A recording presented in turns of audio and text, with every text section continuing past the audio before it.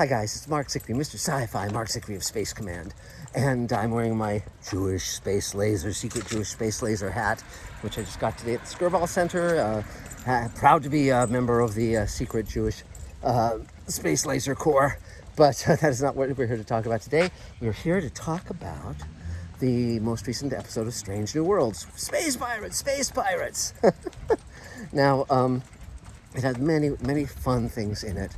And, who am I to complain about space pirates? But it is a very old trope. I mean, in Star Trek, of course, it goes all the way back to Harry Mudd in Mudd's Women, the first season episode. It goes far back beyond that. And they did it on Space Patrol, And every time it's like a literal space pirate thing, like, Army Hardies or, that kind of thing. I kind of groan a little bit because it's playing on a cliche, but it's not commenting on anything. It's not talking about anything. It doesn't have a point other than just being, it's space pirates. The Enterprise gets trapped very easily by a closing box of space lasers. I mean, don't they have deflectors, and don't they have advanced technology? You wouldn't think that the closing box of space lasers would be much of a threat to those guys.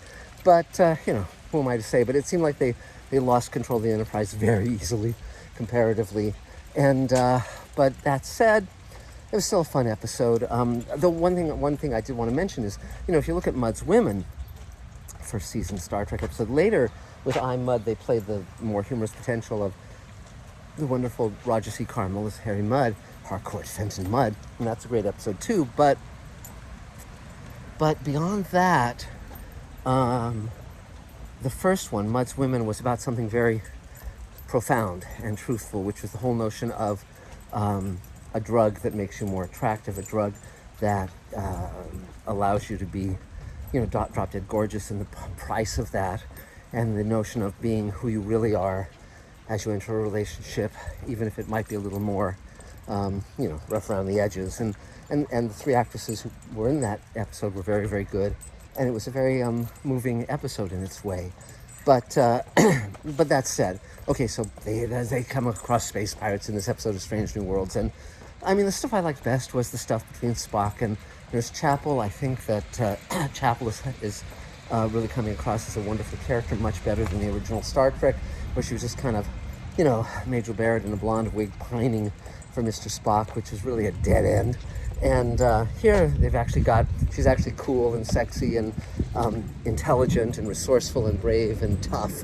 And the notion of her being a friend to Spock and advising him on relationships, but also the two of them having this, really being attracted to each other, but not going for it because Spock is in a committed relationship. All of that is great. It all works. The actress is doing a great job. Her American accent is terrific, by the way. She's not from America, if you've heard her interviewed. It's, I'm enjoying all that stuff. And Ethan Peck's Spock is certainly credible. And, each actor brings his own take on Spock. But so far, generally, the batting average has been pretty damn good. So basically it was an entertaining episode. I'm still waiting for that one that's going to, knock my socks off. But it may be me. I might be demanding too much of television. I don't know. But they're certainly doing a lot of things right. And that was certainly an entertaining episode for any little criticisms I might throw its way. But again, it's like the one thing, the thing is always the issue of lost opportunities. I mean, they made it a romp with space pirates, but on the other hand, The Expanse actually looked like what piracy in space might actually mean. And it's much darker, much more an examination of that technology and the great distances in space and all of these things that make it an extrapolation. Because science fiction, of course, at its best, is not just empty adventure riffing on cliches, but rather it's extrapolation of existing issues and technologies we have now and racial conflicts we have now, extrapolating it out as, okay, what could happen, what could become of this, and that's what's always interested me the most. But that said, they're doing a good job. It's an entertaining hour of television. It doesn't have me groaning and switching it off as soon as I reached the point where I can't stand it anymore. I haven't done that yet with this show, so I think it's good, and if you haven't checked it out, you should. And it's a wonderful cast by and large, and onward to the future. Talk to you guys soon. Bye.